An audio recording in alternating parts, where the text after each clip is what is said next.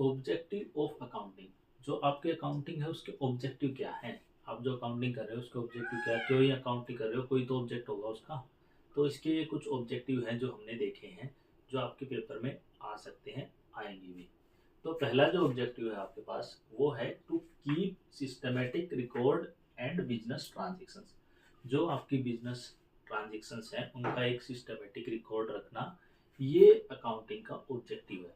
ये नहीं है कि मान लो आपने एक साल में आपका रेफ्रिजरेटर का बिजनेस है, आपने एक साल में 1000 रेफ्रिजरेटर बेचे और हर महीने में मतलब कुछ 800 या कुछ मतलब 80 या मतलब कुछ इस तरह से आपने रेफ्रिजरेटर बेचे। ये नहीं आपने फरवरी में छोड़ दिए, मार्च में लिख दिए, अप्रैल में छोड़ दिए, मई में लिख दिए। ये नहीं है, सिस्टमेटिक लिखना है, जिस तारीख को गए हैं उस तारीख को ही कितने की सेल हुई है, कितने रिटर्न हुए, उनका एक सिस्टमेटिक रिकॉर्ड रखना।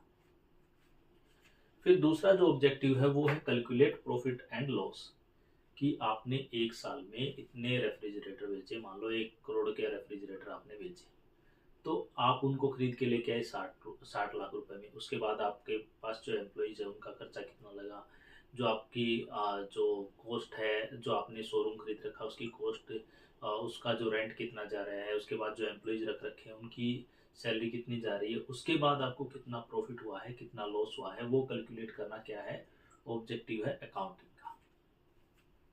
फिर पॉइंट नंबर 3 आता है, या ऑब्जेक्टिव नंबर 3 आता है, to know the exact reason leading to the net profit and net loss. जो आपको नेट प्रॉफिट, मान लो आपने 1 करोड़ रुपए के रेफ्रिजरेटर बेचे, आपको 10 लाख रुपए का प्रॉफिट हुआ, 10 लाख रुपए का प्रॉफिट हुआ, तो उसके रीजन क्या क्या थे। या आपको 10 लाख रुपए का लॉस हुआ तो उसके रीजन क्या क्या थे। मान लो आप सैलरी ज्यादा दे रहे थे, आपका रेंट ज्यादा बढ़ रहा था, आपका बिजली का बिल ज्यादा आ रहा था, आपके मार्केटिंग पे खर्चे ज्यादा हो रहे थे, इस वजह से आपका अब लॉस आ रहा था। या फिर आप सैलरी कम दे रहे थे, या फिर आपका बिजली का बिल कम आ रहा था, या फिर आपकी सेल अच्छी हो रही थी, इसलिए आपका 10 लाख का प्रॉफिट आ रहा है। तो उसको एग्जैक्ट रीजन जानना ऑब्जेक्टिव है आपका अकाउंटिंग का। फिर फोर्थ जो ऑब्जेक्टिव है वो है to ascertain the financial position of business. आपके बिजनेस की फाइनेंशियल पोजीशन क्या है। आप आज के दिन, मान लो आपने बिजनेस शुरू किया 10 साल पहले, 10 साल पहले आपने बिजनेस शुरू किया 10 लाख रुपए लगा के, आज के दिन भी आपकी आप 10 लाख रुपए पे ही हो, तो आपकी पोजीशन क्या है। मान लो 10 लाख रुपए से आपने बिजनेस शुरू किया 10 साल पहले, आज आपका बिजनेस 10 करोड़ का है, तो आपकी जो फाइनेंशियल पोजीशन क्या है बिजनेस की, वो कौन निश्चित करेगा, कौन असरटेन करेगा, वो किसका ऑब्जेक्टिव है, वो अकाउंटिंग का ऑब्जेक्टिव है। फिर आपके पास ऑब्जेक्टिव आता है fifth, to ascertain the progress of business year by year. मान लो 10 साल आपने 10 लाख रुपए से बिजनेस शुरू किया था 2014 में, आज 2024 में आपका बिजनेस है 100 करोड़ रुपए का। मान लो फिर 10 लाख से आप गए 50 लाख पे, 10 लाख, फिर 50 लाख से गए 2 करोड़ पे, 2 करोड़ से गए 10 करोड़ पे, 10 करोड़ से 40 करोड़ पे, इस तरह से कर करके आप पहुंच गए 100 करोड़ पे। तो किसी साल आप मान लो 40 करोड़ से 80 करोड़ पे गए, 80 करोड़ से फिर आप 60 करोड़ पे आ गए, तो उसकी ईयर बाय प्रोग्रेस मेजर करना किसका ऑब्जेक्टिव है, ये भी ऑब्जेक्टिव आपका अकाउंटिंग का।